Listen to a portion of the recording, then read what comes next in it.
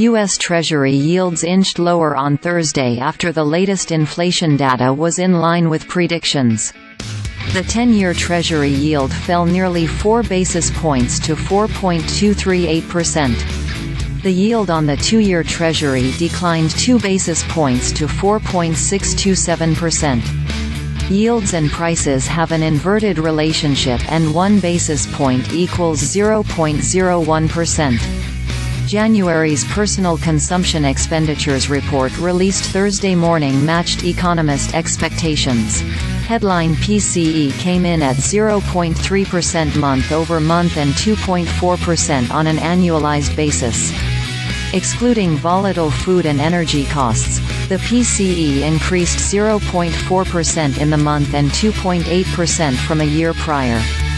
Yields were marginally higher immediately after the PCE index numbers were released before pulling back. The PCE is the Federal Reserve's favored inflation gauge, meaning investors were closely watching the data for clues into the future path of monetary policy.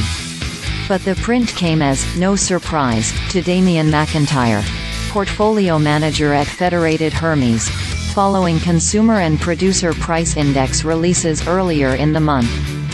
Inflation continues to fall gradually, while economic growth is strong and the consumer is healthy, McIntyre said. Higher for longer rates will likely stay with us until summer. Expectations for interest rates have already moved to later in the year, with markets now widely expecting the first cut to take place in June rather than the March date that was expected at the start of the year.